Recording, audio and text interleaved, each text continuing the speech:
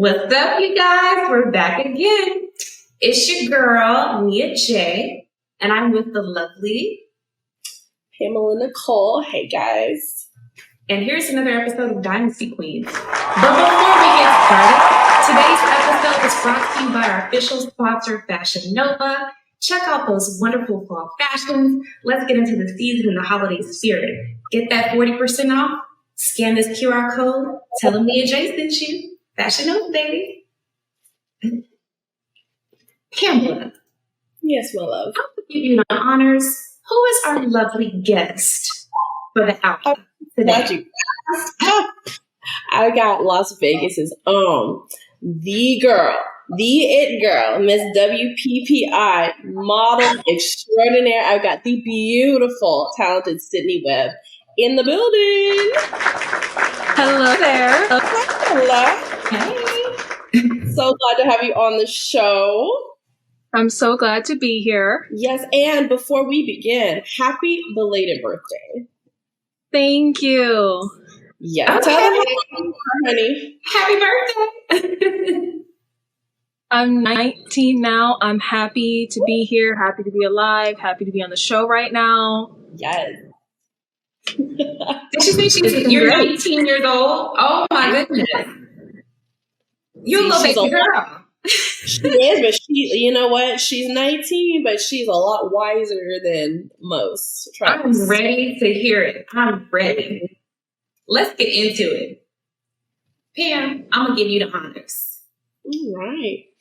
Well, my sweet Sydney, why don't you go ahead and tell our viewers a little bit about you, just a little how you got started, where you're from, just give them the whole shebang. All right. Well, I'm Sydney. Like I said, I'm a 19-year-old model. I've been modeling for over 5 years now. I'm based in Las Vegas, Nevada. Let's see. I got into modeling when I was 13 years old, and it was actually funny because I did not want anything to do with modeling at all. I was like, what are you talking about, me modeling? But I had a friend whose mom was a photographer, and she kept trying to convince me. And finally it worked, and I've been doing it ever since. Wow. Killing it. Okay. So what was that like starting off as a child model? What was that? Like, what was your first major booking that you got? And what is it? I want you to really talk about, after you talk about that booking, I want you to talk about what it felt like to be a child in the industry. Well, my first major booking, I would say, was an event called Project Obscure. It's powered by Shutter Magazine.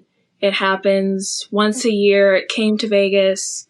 And I did this a couple months into modeling, max 7 months. I was not very experienced. And with Project Obscure, there's 400 plus photographers there at a time, in groups of 30 to 40 photographers. So I went from barely being used to having one photographer in front of me to now there's 40 photographers in front of me. Of course, yelling condescending actions like, oh, pose again, don't pose, keep moving, don't move, smile, don't smile, look this way, don't look that way.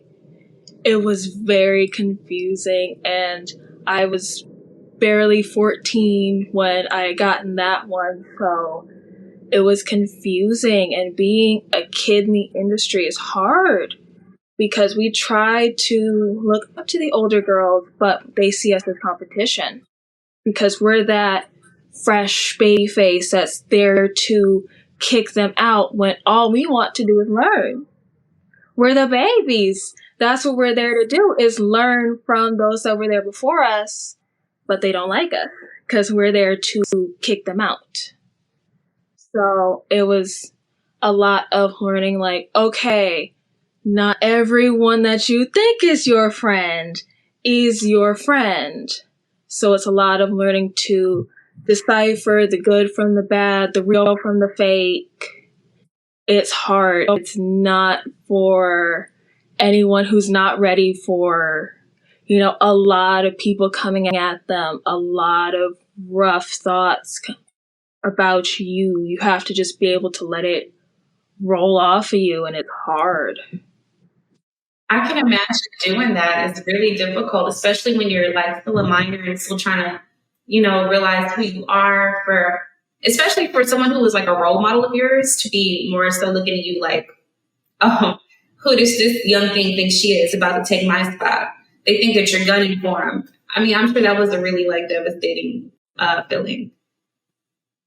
Yeah, because I was, of course, trying to be nice to everybody.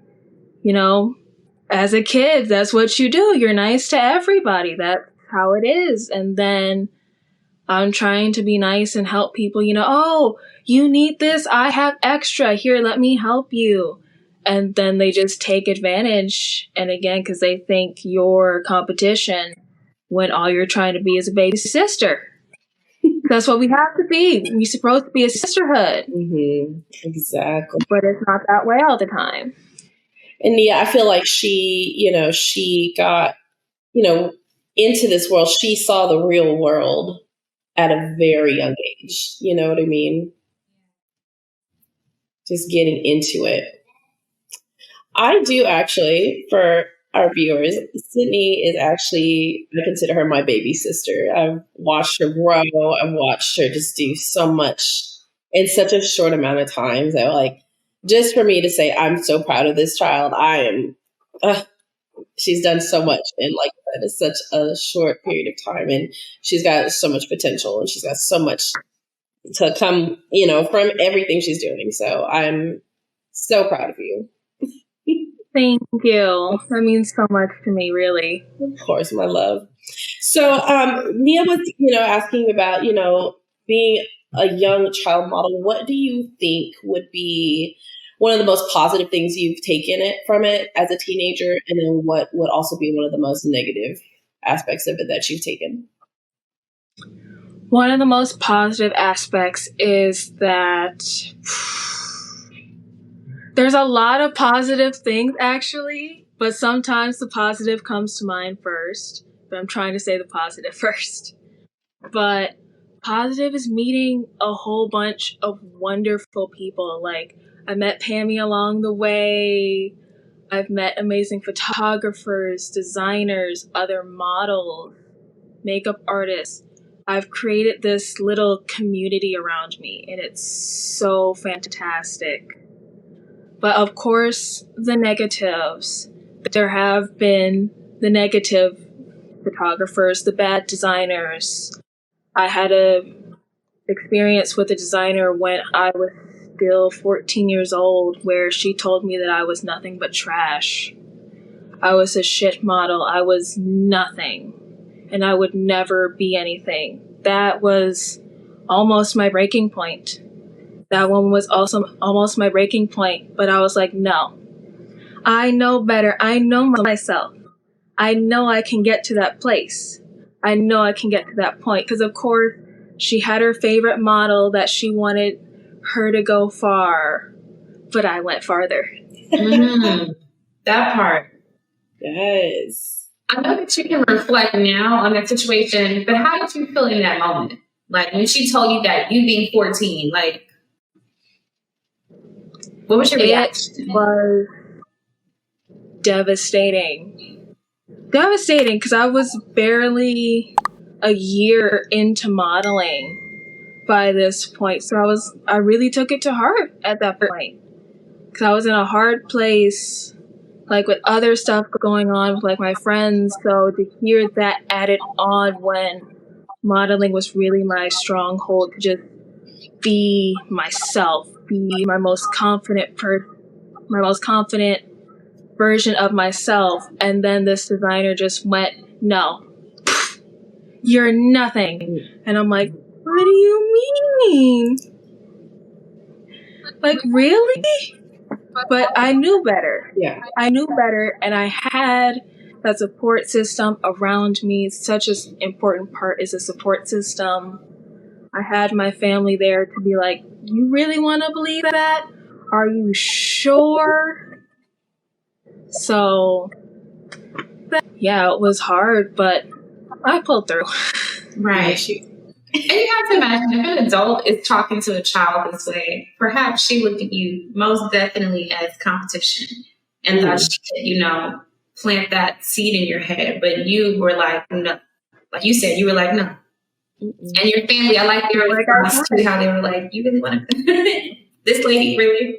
So I think, like you said, the support system is really important. What would you advise for girls that are getting into the modeling industry and they really don't have that strong of a support system at home?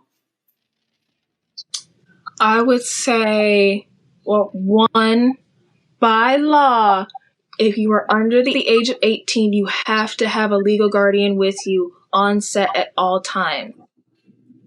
So you need to, if you're under the age of 18, you need to find a legal guardian who can go with you, because you cannot, of course, sign legal documents. You need to be able to sign photo releases and such. So find a guardian, and in your community around you, even though it's hard, you're going to find sisters. You're going to find people along the way. You might gotta look a little bit harder than usual, but they're there, I promise. And there are always people you can reach out to, just even maybe if you see someone on Instagram that you like, send a message to them and be like, hey, what advice do you have? What do you think I should do? What tips do you have? What things have you learned? It never hurts to ask. You can always go to people. The worst thing they can do is just not answer. But then what you do, go to the next person, ask the question again until you get the answer that you need. That's some good advice. Because everyone's going to have varying opinions, so take everyone's opinions, do what you will with it, listen to what you want, listen to what makes sense to you, and if it doesn't make sense, who needs it? I like how you do that. I've noticed you do that when we like, yeah, just let it go. I'm gonna start doing that when people are like talking about nonsense, and like, I'm not feeling it. At the end of the day, even if it gets to you in the moment, at the end of the day, it's nothing that you need. It's nothing important. Right. You take what you will from the situation, the rest. You see what I'm talking about? Way beyond her years, because I know 15 years old, I was just like, well, I don't know why she doesn't like me. I don't know why it's like this. I don't know why, whatever. It was I never had that like sound frame of mind like Sydney does. So it just happened. It took a lot to get here. It was a lot of hurt to get to this mindset, but I'm like, now I learned my lessons. I take what I will, and then I move on. That's all you can do is just move on. Miss Sydney, I know that you moved on from high school at a rather young age as well. Tell us about that experience, Miss Super Early Graduate. Yes, so I graduated at 16 years old. Wow. So I've always gone to online schools because my grandma, she was a teacher here in the Las Vegas Valley. And she was like, no, the school system here is horrible. My grandchild's not going here. So I always did online school. And then the state board actually does not get money. So they're like, no, none of this online school stuff. So at the time, I only had guaranteed a year left of my school being open. And I still had 2 years left of high school. So I was like, screw it. I'm going to just do both years at once. I did summer school to get through it. I was just like, no, I'm not going to a regular school. I don't want to have to switch schools because I love this school. I'm like, no, I'm going to just get it all done. So they've done away with the online schooling program in Vegas. Is that what you said? You can't do homeschooling anymore, or it's just like online? You still can. So what they were trying to do was postpone it so that you can't judge online schools the same way as brick and mortar schools. Because sometimes with, online schools, people will use it to catch up, and then right before their senior year, they'll switch back to a brick and mortar school. and graduate from there, let's say with the rest of their friends. So the online school, their graduation rates drop because the students are dropping out before they graduate and going to a different school. Their graduation rates were lower. So they were trying to get a bill passed, which I believe it has been passed now, where online schools and brick and mortar schools can't be judged the same. So that would help protect the online school. Because my school is still open to this day, I believe. Okay. But at the time, I was like, I only have possibly a year left. No, I'm just going to get this done. You weren't taking any chances. You're like, no, I was taking no chances. I wanted to be done. I heard that. So how did you manage to balance schooling, I guess, even if it was online education at the time, with, booking modeling gigs? Because were you doing modeling full time while you were an adolescent, or was it just like here and there? So the best part about online school is that it was actually more flexible. So if I needed to go to a photo shoot, say during the day, I could get my classes done at night. Or I could do my classes the day before or the day after. As long as it gets done by the due date, I was cool. And the teachers were so supportive. So if you reached out to them like, hey, I'm not going to be in, from this day to this day, I have something going on. They would be always be supportive, okay, cool, let us know how we can support you. So if that meant that sometimes they would, push due dates back for students if they needed it, or they would help them get ahead in school so that they wouldn't need due dates to be pushed back. It was just such an amazing environment because I got to go at my own pace. So if I knew, okay, I got a busy month coming up, let's push through and work a little bit extra today. I got some extra time, let's do a little bit more. Let's have that time built up so if I need to take a day or two off spontaneously to make it to this shoot, I can. And then every single weekend, I was at photo shoots, just always busy. Busy. And you have a different journey than a lot of teenagers because you learned work ethic at a much younger age and a very serious job at that, which is, the modeling gigs and stuff. And you all got to see what it felt like to experience college life, because college is a lot of coursework and stuff and being able to be flexible. So Pam, that may be why she is more advanced than most 19-year-olds, because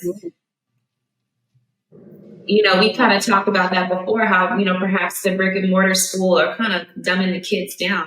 But whatever it is, I'm loving the energy and the personality so far. So you definitely are wise, and you can hold a convo with people in their 30s. So I'm here for it.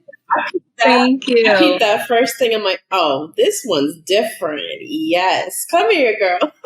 Yeah. And I know if my Pamela loves you, then I just know that you were just the best thing since sliced bread. Because she's very, meticulous. So, yes. Mm-hmm. That's because the best knows the best. Right, of course. Well, Miss Sydney, I know that I'd love you to tell our viewers a little bit about like the big times, like the springtime and the fall usually are your hot moments. Why don't you tell us a little bit about WPPI and how you got involved? Okay, so WPPI is a photography convention that comes to town every year in Las Vegas in the February, early March type time frame. It's here for about a week. That's when the photographers are in town.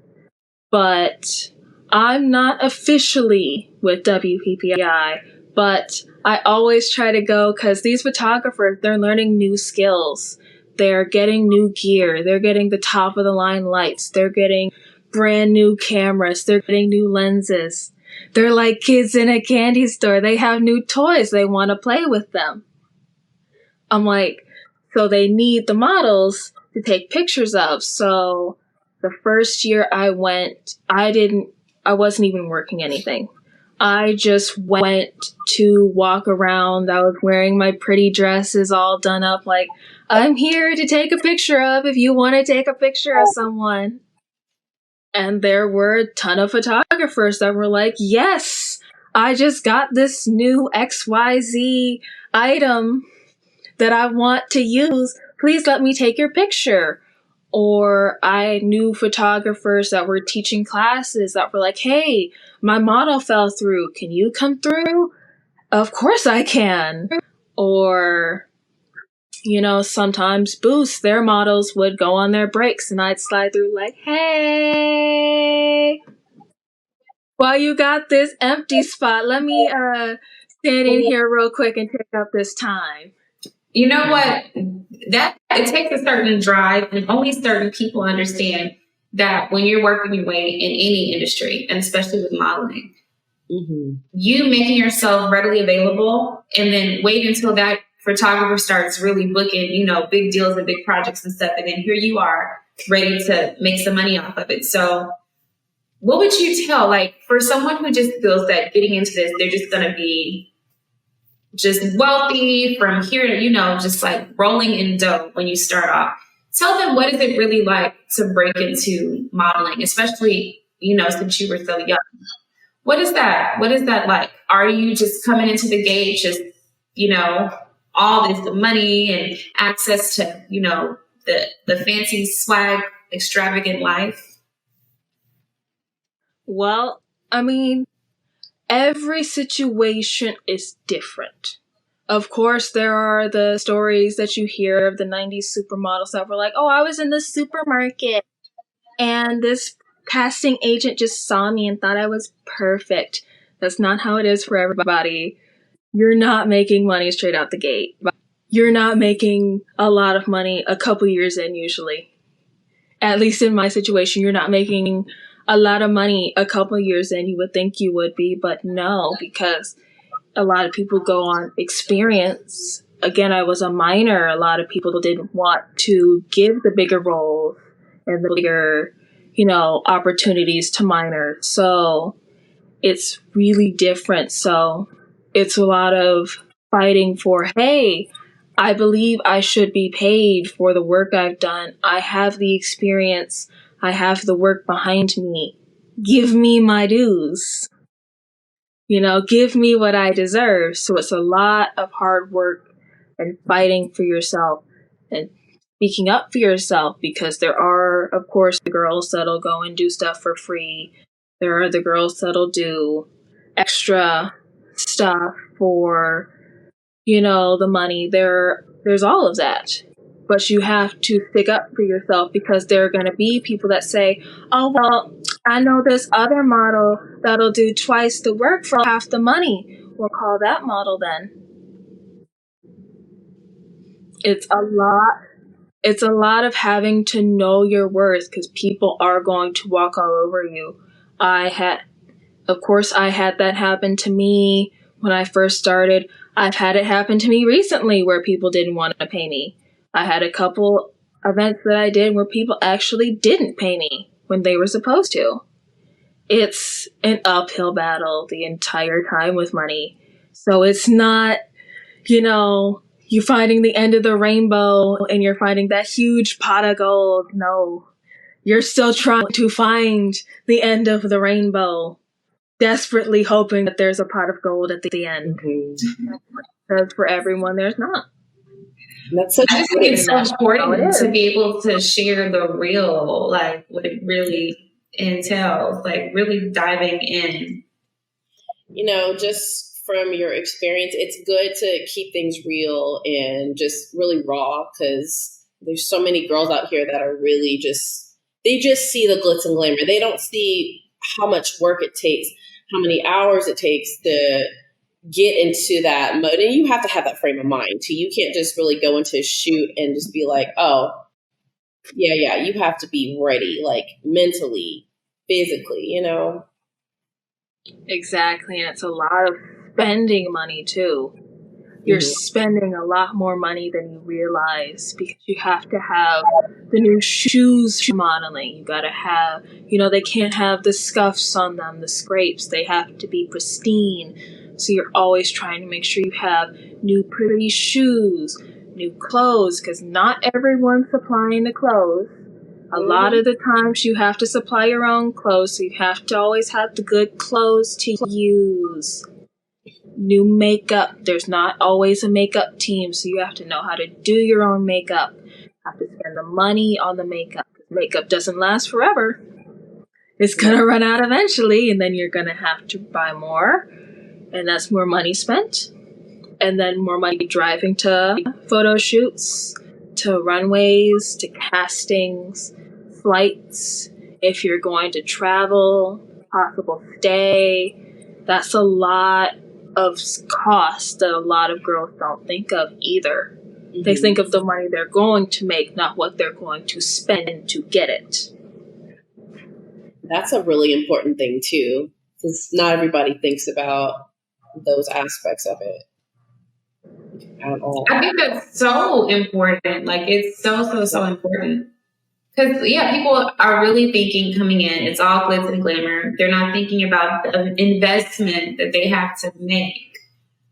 So I'm not going to ask figures, but I mean, I'm assuming over the past 5-6 years, you or your family probably have spent money, like a pretty penny, on getting, everything like you just mentioned, the wardrobe, the makeup, all of that. There has to be like a budget in place, right? What do you think are some things people should do to make sure they have their stuff on point? Because what if there's like a pop-up shoot, Well, a lot of the time, I suggest going to the thrift stores. A lot of people underestimate thrift stores. A lot of my dress, some of my most fabulous dresses that I get for myself are from the thrift stores, because some people get it for homecoming or prom. They wear it that one night, and then it's still a pristine, perfect dress, and they just take it to the thrift shop, and then I go and grab it. So you have to think at that point, it's couture. Yeah, exactly. So you have to think outside of the box, because again, last minute stuff, sometimes not everything can be new. Sometimes you need something so specific, only a thrift store can have it. So I thought about going to thrift stores. I'm going to have to try that out and see. I'm never above going to the thrift store, because I mean, when you can find the vintage designer clothes in there, I'm all for it. Ooh. And I mean, vintage designer, not everyone can get that no more. True. So walking in with something not everybody has, that turns heads. And I bet the ones out in Vegas are probably really, really nice. The thrift vintage scene is probably they probably got good stuff. There's a lot of vintage stuff. In some of the antique stores, there's even old costumes from the shows that used to be on the strip. Oh, wow. Old set pieces from those shows. So sometimes you really just gotta go and look, and then you'll see dresses and be like, oh, wait a minute. Wasn't this from this show back in like the 50s? And it's still almost in pristine condition. It's just got a couple rhinestones loose. That's a quick fix right there. Right. So you find some gems in Vegas, but each and every place, of course, is going to have their gems. This is true. Speaking of gems, Miss Ma'am, and dresses as well, I know that you do work very closely with Miss Deborah Story, who is the designer for Blazing Collections. Can you tell me a little bit about, being a model with Blazing Collections and how that experience is going for you?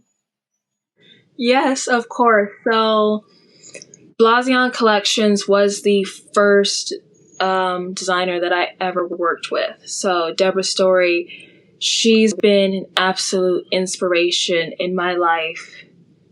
She's been a staple for me, truly, because I met her like a year into modeling. One of the first runway shows I did was with her. So she's seen every stage of my career, from when I was a baby that could barely walk in the heels, tripping down the runway, doing my best, to now where I'm captivating audiences across Las Vegas and soon across the globe. But working with her is so special because I like to sew as well and design clothes and do that. So I'm always able to call her whenever I need her for questions with sewing, modeling. She's there for me in a heartbeat. And I could never be more grateful for someone because she's always been there. And if it wasn't for her, I would have quit modeling when I had that one designer. But truly, if it wouldn't have been for her, I would have quit. Wow. Because if I wouldn't have had that one person, that one designer that truly believed in me, that one designer would have knocked me out completely. Jeez. That is very powerful what you just said, in case people missed it. Going back to the other designer who said she was, whatever the negative comments were, to now, like, that's full circle. So that's a true mentor. That really is. And that's a true blessing that you have that person in your life and you can be like, wow, this person inspired me to keep going. So who is, since we were talking about, the supermodel who was discovered in the store or whatever, do you have like that cliche favorite, industry person? Could be from years past or maybe someone who's active now, high fashion world? Well, of course, everyone loves Tyra. Everyone loves Naomi. Like, those are the staples of the 90s supermodels. Yes. And I love 90s supermodels because they have so much personality in everything they do. And I think there's a problem with the industry as well. It's not the models, it's the industry. They want them to be so plain now. And the 90s supermodels, they just had so much energy. Their walks were so different. Each one had a certain walk that only they did. And even recently, one of the supermodels that I loved was Shalom Harlow. I love Shalom Harlow. She was fantastic. And she was not a high fashion model. She was a rock model. And that was the difference. A lot of people don't pay attention to the differences between models. Because not everyone's a prim and proper model. Because that's not what everyone needs. Some people need the Shalom Harlows where they have that sass, that energy, that rock star vibe. And it's just amazing. And I was even talking to photographers recently, and they asked me who my favorite supermodel was, and I said Shalom Harlow, and he was like, who? And I'm like, how do you not know Shalom of all people? I was offended. Yeah. I have to say, I like your stance on a lot of the topics that we're covering. It just feels that for someone, once again, who is 19 years old, it's not a popularity contest for you. This is real life. This is what your passion is. I can tell. Because you live and breathe, and you're also someone who articulates with your hands like I do. So I see the passion. I'm just like, yeah, she loves talking about this. This is her craft. Oh, yeah. Oh, yeah. And then I've been a brat over a Barbie. I have a passion for fashion. So you're multifaceted. You're multifaceted. She really is. Thank you. I try my hardest to be able to do everything. Right. Gotta be. I just feel you really have to be able to, like, in this world today, regardless of what you're trying to do, you have to be willing to spread your wings and try something new. Like, never limit yourself. You know what I'm saying? I definitely think your story is definitely a testament to making sure that you kind of just dive into what your passion was. How was that, though? I know you kind of stated that when you were first starting, you had trouble walking in the hills. Was there someone like a coach or anything, the person who trained you with runway or someone that you could be like, this is the person that taught me my walk?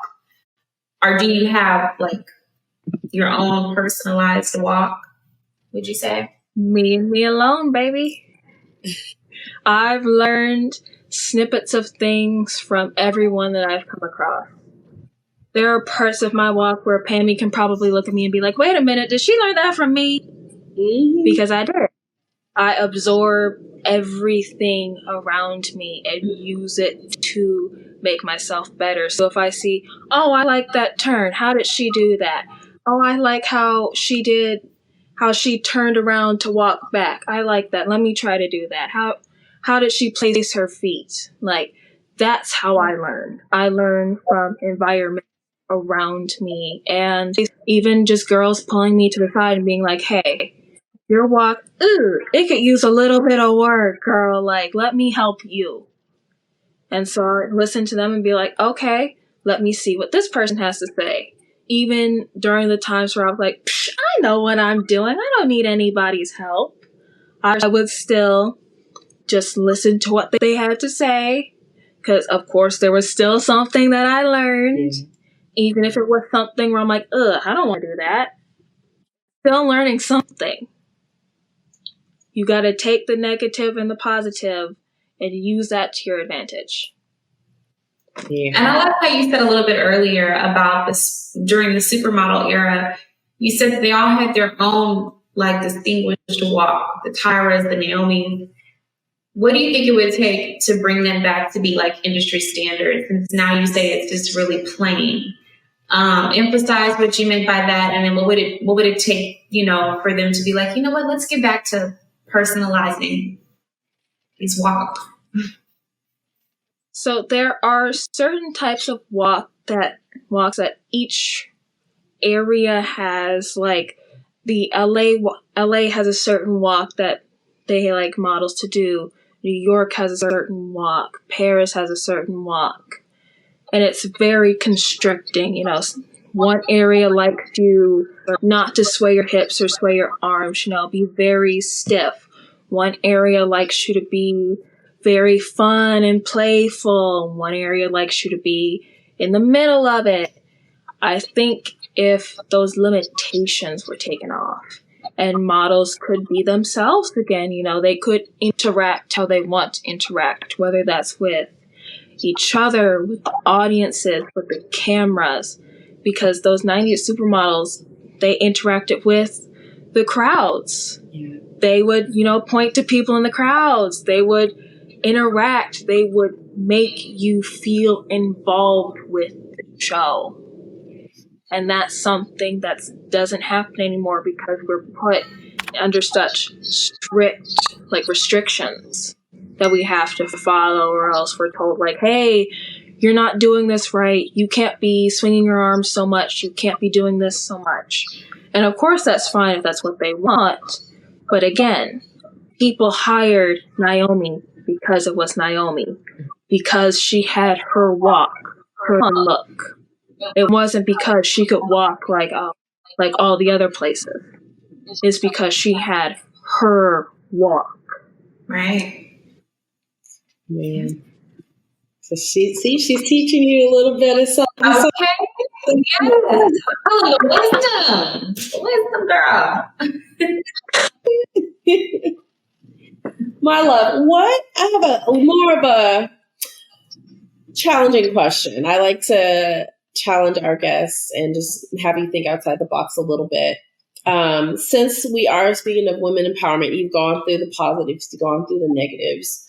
I know since I've been here in Vegas myself, as a Black woman, I've had jobs turned down because I wasn't dark enough, or my hair wasn't the right texture. And it just kind of made me feel like, damn, like my Blackness isn't enough. Have you experienced that here as well, where you've had designers where you're not the right type?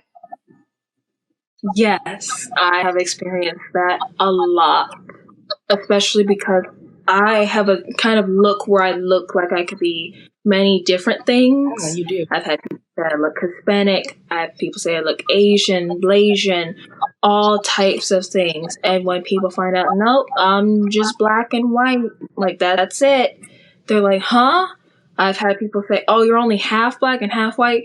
You're not black enough. You're not white enough. Oh, I was hoping you were Mexican. I was hoping you were this. I was hoping you were that. I'm not going to work with you now. Like, I was flabbergasted the first time that someone said, you're not black enough for me to work with. I did a double take because that had never happened to me before. I had never faced that sort of racial discrimination. And I was 14 or 15 at the time, and I was like, what?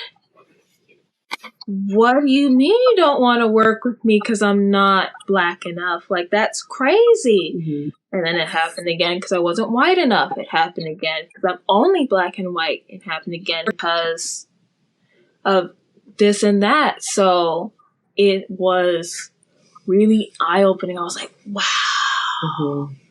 But now I've just said, I'm like, I'm not going to fit everybody's look, and that's perfectly fine. And I've gotten to a point where if I don't fit the look, but, oh, my friend over here, she's going to fit the look perfectly. Let me give them her information instead because I want my friends to succeed. I'm like, there have been, I think a couple years ago was a music video where they had asked me, like, hey, Sydney, do you want to be a part of it? And I'm like, and this is when I was, again, 15, so I'm like, no, thank you. But I have this friend, she's beautiful. She'd be perfect for it. And that's how it should be. We're all uplifting each other, helping, with whatever we got to do. I like that perspective. I do, because you turn something that was meant to be very negative into a positive. Like, if I can't get onto this project, at least my friend can participate. And, unfortunately, people do book people for different looks based on whatever maybe the theme of the shoot, may be. But it's all about the delivery, and I think how you tell the model, especially if they're underage, you got to make sure that you're letting them know, hey, there are going to be future bookings for you. Because if not, then it's discrimination. Because there's a fine line between discrimination and just casting for a certain role. There's a fine line.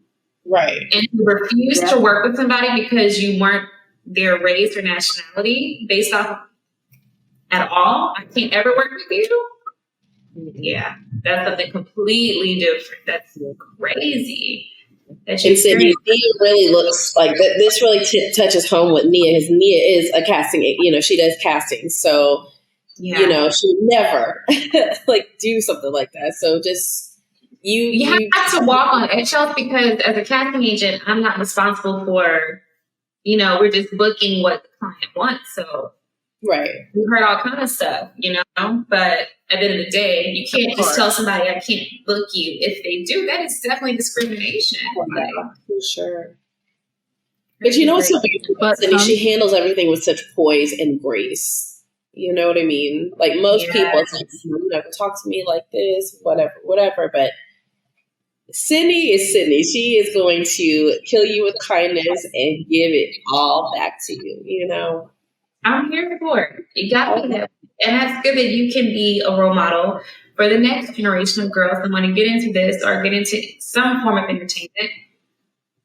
For the girls, the young girls that are watching, give them a 2-minute, just give them the root. What do you have to tell them? Young girls looking to break into the industry, maybe someone who's 12, 13, 14 years old. What would you tell her? What I would tell her is the same thing I would tell myself if I could go back and look at myself in the eyes. And I would say, you can do it. Because that's the most important thing that you can tell somebody, is you can do it. To just believe in yourself. Trust your intuition, because sometimes your intuition is the best thing that you got. If your intuition is telling you something seems fishy, it is. If something doesn't seem right, it's not. If something seems like it's the best thing that it could be, it is. Because if that's what your intuition's telling you, then it's right. But believe in yourself because you're so much more capable than you believe. Because you are you and you can only go as far as you let yourself. So if you put those blockades up, that's your own fault. Because whoever says, that you're trash, you're not a good model, all them designers, it doesn't matter at the end of the day because that's their opinion. What's your opinion? Because that's the one that matters. Because all you need is you. At the end of the day, that's who you're stuck with. You're stuck with you at the end of the day. You're not stuck with these designers. You're not stuck with the photographers, the whoever's, the whatevers. You're stuck with you. What do you think? Do you think you're a trash model? Do you think you're good at what you do? If you think you're good at what you do, you are good at what you do. If you think you can learn, you can learn. If you don't think there's anything left to learn, there's nothing left to learn because that's what you decide. And the only thing that you can decide is what you want to do. That's my little spiel. That's all I got. And that is a Dynasty exclusive, okay, from Sydney. She is, she's letting those young girls that are looking to break into the industry know you are in control. There's literally, she's saying nobody else even matters, really. You are in control of your own destiny and what you decide to do. From the words of Sydney. I'm just the message. I love it. I love the message that you're here to share. Like, I think it's really important because, like we said, a lot of young ladies don't have those role models, but they can actually look at peers, people that are a few years older than themselves, living proof that anything's possible. I also must say, I think that online schooling did you some real good because you're able to keep a sense of your creativity and who you are, and you just know who you are at 19, and that's really rare to know who you are because I feel it, I hear it when you talk, you articulate it really well. So I'm sure that your career is going to be phenomenal because you're just getting started. So I know there's some big things coming up. What are you currently working on right now, like project-wise or anything the viewers should know about? So I got, of course, a couple fashion shows, photo shoots coming up. Next year, I'm hoping to be traveling a lot more. I'm hoping to go to St. Louis for a couple things. I want to go to Chicago more, photo shoots. I want to see what's out in LA. I want to see what's in New York. I want to be going places. More people need to actually know me. Because a lot of people know me, but more people need to know me. Because I'm going to be a household name eventually. Yes, baby. I will be like Naomi Campbell, where everybody knows. I love it. Oh my goodness. Y'all gonna know who I am one of these days. They are. This girl, Nia, stands out from a million people. Let me tell you. Like, if you were to be in person, you would just be like, you know what? That one right there. That one right there. I can tell. A force to be reckoned with. Yes. And that's what it takes to be great and successful. You have to believe in yourself. You really do. And this young lady, she definitely does. And she can stand and back up what she's talking about because she's already lived it. Mm-hmm. She's lived through it and she's going through it right now. So I just wish you nothing but just the best. It just seems like you're just on a great trajectory to success, like you said. And like you said as well, they're going to know my name one of these days. Yeah. Sure. Oh, yeah.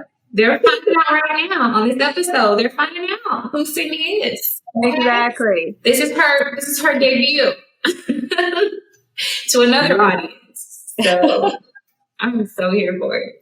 Yes. My love, why don't you tell our viewers where they can find you at on socials and everything? So you can find me all across social medias at WebSydney14. I keep it simple. You can find me at the same thing on everything. Instagram, Facebook, TikTok, Twitter. I don't post much on TikTok or Twitter, but I'm always on Instagram posting, my newest content, just trying to show y'all what I'm doing. Beautiful, beautiful. Oh, and Nia, I do want to give you a little fun fact. So we are actually all three connected in some way. Okay, do share. Well, yeah. So how I met Sydney was through Thoroughbreds.